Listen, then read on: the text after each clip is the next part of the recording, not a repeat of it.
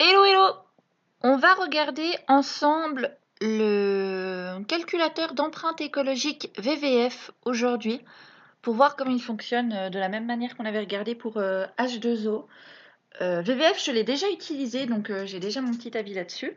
À savoir que celui que j'utilise en ce moment, évidemment, vous le constaterez, c'est VVF suisse. Je ne sais pas vraiment quelles sont les différences avec le VVF français. Dans le doute, je vous mettrai les deux dans la barre d'informations.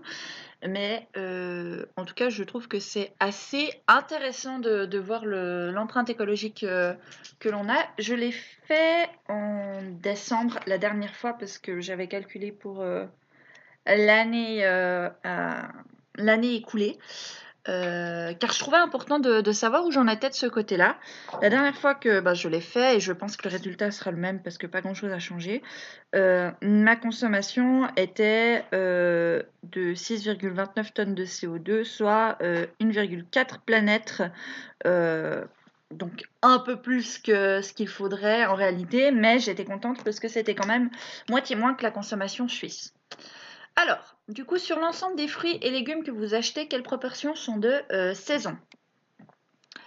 Alors, la quasi-totalité, vraiment, j'essaie de regarder en sorte que ce soit de saison avec, vous l'avez déjà vu dans mon bullet journal, j'ai ce tableau qui explique les fruits et légumes de saison, en sachant que c'est les fruits et légumes que j'aime bien, donc ça me permet de, voilà. Évidemment, il y a certains fruits et légumes que je ne peux pas avoir forcément de saison ou locale, de sens où les ananas, j'en ai jamais vu pousser en Suisse. Mais dans ce cas-là, du coup, je compense et fais ce qui est le plus logique. Donc, du coup, je prends du bio. Mais par exemple, bon, alors je mange pas de kiwi, mais entre un kiwi qui vient, je sais pas, de Norvège et qui est bio, ou un kiwi qui n'est pas bio mais produit localement, et ben je choisirais le kiwi produit localement. À quelle fréquence consommez-vous du lait, des produits laitiers tels que yogourt, fromage, beurre ou crème? Alors là, je fais en général moins d'une fois par semaine. Il y a des périodes où j'en mange plus. Et c'est très souvent quand j'ai mes règles où je mangeais une à deux fois, même des fois par jour, parce que ça me fait partie de ma comfort food. Mais en règle générale, vu que je prends des produits laitiers bio et local, ça coûte cher. Et c'est volontaire que je prenne bio local parce que déjà, c'est plus positif. Mais en plus, le fait que ça coûte cher, pour moi, ça me fait dans ma tête comme si c'était un produit de luxe, ce qui devient donc pour moi un produit de luxe, qui fait que j'en consomme plus rarement qu'à l'époque où je pouvais m'enfiler une bouteille de lait tous les jours, puisque j'adore le lait. À quelle fréquence mangez-vous des plats contenant des œufs, flan, gâteaux, mayonnaise? Là, je vais dire une à deux fois par semaine. Ça m'arrive régulièrement de m'offrir, quand je vais au marché, un gâteau fait par la petite boulangerie locale. Et du coup, j'en ai pour un ou deux jours. C'est pas tout le temps que je le fais, mais voilà, je dirais qu'en moyenne, c'est ça. Et puis, sans compter les crises de boulimie, ce genre de choses. J'espère que vous entendez bien, Triskel en train de caqueter. À quelle fréquence mangez-vous des plats contenant de la viande et du poisson? Plus du tout, parce que maintenant je suis végétarienne. Et du coup, voilà, le chargement de l'empreinte écologique, pour l'instant, je suis à plus 0,66 tonnes. Ensuite, lorsque vous faites vos courses, quelle proportion de produits certifiés achetez-vous? Bio, MSC, commerce équitable? Alors, hop là. Je cuisine presque exclusivement avec des produits certifiés et tout ce qui n'est pas certifié, c'est forcément des choses locales faites par vraiment la petite ferme du coin. Donc vraiment, puis généralement ils sont quand même bio. Donc vraiment c'est quelque chose qui me tient à cœur. Quelle fréquence jetez-vous des aliments périmés ou abîmés? Maintenant presque jamais. Avant je jetais plus, maintenant presque jamais parce que quand je vois que je ne vais pas manger l'aliment pour x, y raison, je lui trouve une utilité. Et c'est fou la quantité de choses qu'on peut faire avec la bouffe, surtout les fruits et les légumes. Je vous invite à vous renseigner, c'est magique. Combien de kilomètres parcourez-vous chaque année à titre privé avec une voiture ou une moto en tant que conducteur ou passager? La dernière fois, ça avait été un petit peu compliqué étant donné que ça arrive pendant des périodes où j'utilise transport handicap, ça arrive que j'ai des rendez-vous périodiques avec ma grand-mère où elle m'amène chez un médecin qui est dans une autre ville, à peu près 1 heure de voiture. Donc, et le fait c'est que c'est pas régulier. Donc, ce que j'avais fait la dernière fois, c'est que j'avais fait un calcul dans mon bullet. Alors, je vais reprendre ça. J'avais fait une moyenne des voyages de chez moi à l'hôpital dans l'autre ville. Les trajets en ville, je ne les comprends pas parce que c'est plutôt à titre de transport en commun. Les voyages à l'étranger, parce que je suis partie 2 fois à l'étranger l'année dernière. Et du coup, au total, si je fais... Alors, attendez, je vais reprendre le calcul. Les voyages à l'étranger, j'avais mis environ 2500 km. Alors, calculatrice. 2500 x 2, ça fait 5000. Ouais, bon, bravo, je n'avais même pas besoin de le faire. Et le trajet de chez moi à l'hôpital dans la ville étrangère, c'est 68 km x 5.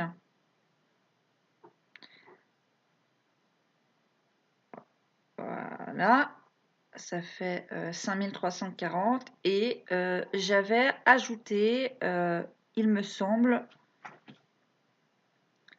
je crois que j'avais décidé d'ajouter 100 km en bonus. Je rajoutais 100 km en bonus pour tout ce que je ne pense pas forcément, notamment peut-être des fois quand j'ai besoin de transport handicap, ce genre de choses. Total 5440, donc entre 2000 et 7500 km. Donc évidemment, c'est du covoiturage puisque je ne conduis pas. Quel type de carburant alimente le véhicule? Je pense que c'est de l'essence. Là, c'est pas forcément évident quand voilà, c'est pas nous qui conduisons, mais il me semble que c'est de l'essence. C'est une vieille voiture qu'elle a ma grand-mère. Quelle est la consommation réelle de carburant de la voiture que vous utilisez généralement à titre privé? Eh ben là, j'en ai aucune idée. À titre privé,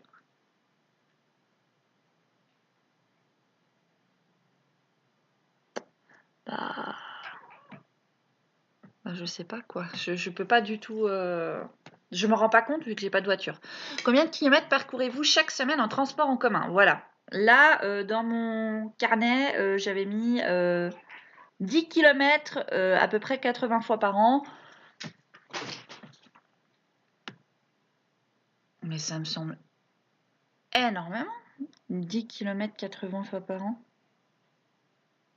C'est possible ça? Parce que Lausanne, je la traverse pas à chaque fois. Bon. Je mets ça comme ça. Hop. Sur les 5 dernières années, combien d'heures de vol? Alors facile, 0. Je n'ai pas été dans des bateaux de croisière. Quel type de chauffage? J'en sais rien, j'ai des radiateurs. Je pense que c'est...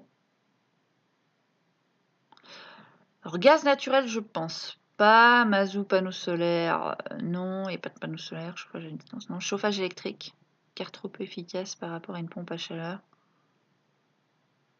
Je pense que ça doit être une pompe à chaleur. Je suppose.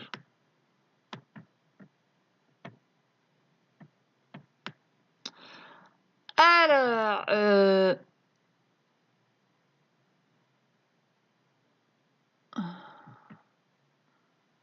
j'hésite entre les deux. Je crois que non, quand même, il date des années 80.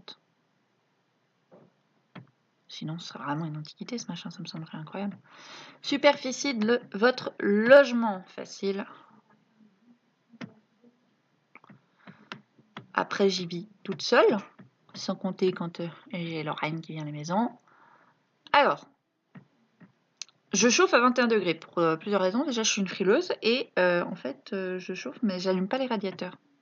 Mais par contre, le problème, c'est qu'il y a des radiateurs dans l'immeuble qui traversent quand même mon appart, notamment dans la salle de bain, qui fait que je n'ai pas besoin de les allumer, c'est allumé automatiquement en hiver. Immeuble d'habitation. Je suis locataire. Chauffez-vous l'eau. Ah, je dirais que c'est toujours la pompe à chaleur. Hein. Système d'éclairage minimum A. Je pense qu'en réalité c'est minimum A+, mais j'ai un doute pour une lampe en question. Alors, j'ai un réfrigérateur avec un petit compartiment de congélation. What, Triskel?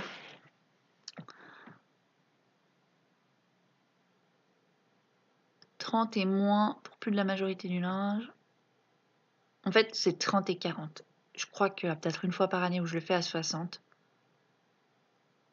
On va mettre celui-là.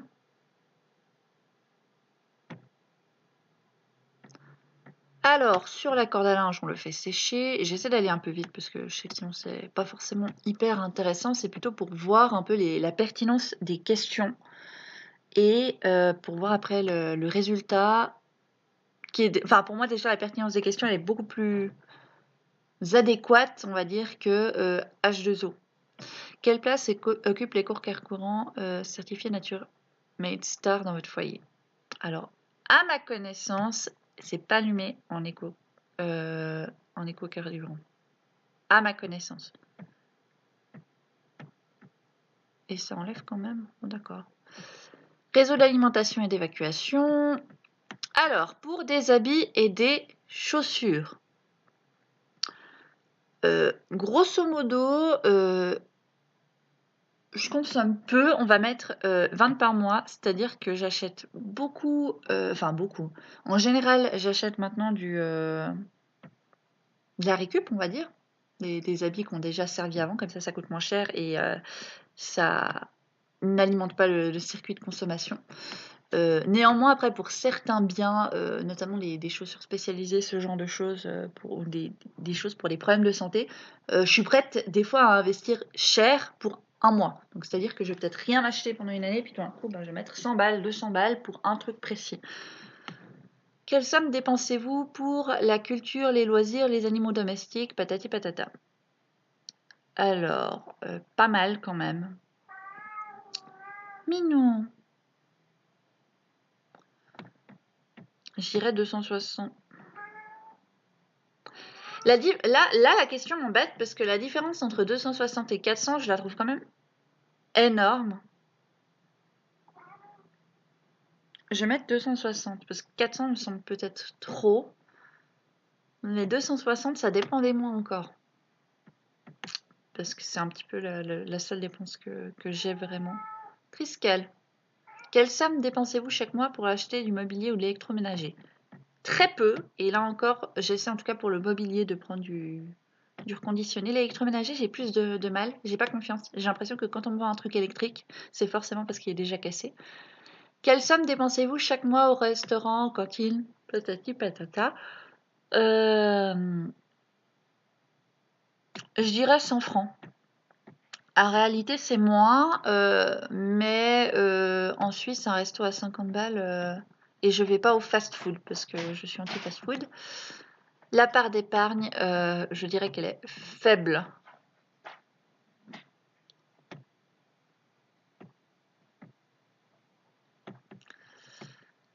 Alors, les services publics, donc là, il fait la synthèse. J'aimerais connaître mon résultat maintenant. Alors là, il me met un peu plus. Donc, j'ai dû calculer avec un chiffre un peu plus. Mais voilà, je suis à... Non, il m'avait mis quoi la dernière fois? Il m'avait mis 1,4 planètes. Là, je suis à 1,56. La moyenne suisse au niveau des tonnes, voilà, on voit que ben, c'est quasi moitié moins. Donc, c'est plutôt positif. Je suis un tout petit peu en dessous de la moyenne mondiale. Donc, c'est ces choses où je suis plutôt contente parce que je me dis que tout ce que je fais a un sens, que c'est positif pour la planète et que j'ai un impact moindre. Mais évidemment, c'est pas encore pour moi tout à fait suffisant. Je ne serai jamais complètement zéro déchet et complètement parfaite au niveau de ma consommation parce que j'ai pas les moyens d'investir, de changer tout le système de chauffage d'un immeuble, de tout faire pour que ce soit chauffé aux panneaux solaires ou vraiment ce genre de choses. Par contre, j'ai encore 2 ou 3 petites choses que je peux faire pour limiter notamment mes déchets et ma pollution atmosphérique que je vais faire au maximum. La plus grande difficulté étant que je consomme énormément d'internet et le problème de l'internet c'est que l'empreinte est complètement cachée, je me rends pas compte de l'impact que ça a, c'est très très flou les données sur internet justement à ce sujet. Et du coup, voilà, ce serait la plus grosse difficulté, c'est réduire les émissions de CO2 que je consomme avec internet, notamment en regardant des séries ou en allant sur Facebook. Et c'est vraiment le dernier, je pense, des circuits que je vais essayer d'améliorer. Ça m'intéresserait de savoir si vous faites ce test, que ce soit le VVF Suisse ou le VVF France, de voir vos résultats, de savoir où vous en êtes et savoir si vous pensiez que c'était à peu près ça votre consommation, si c'était plus, si c'était moins et si vous vous rendiez compte de l'impact de votre consommation, ça m'intéresse. Et puis bah, je vous fais des gros becs et puis à tout bientôt. Ciao ciao!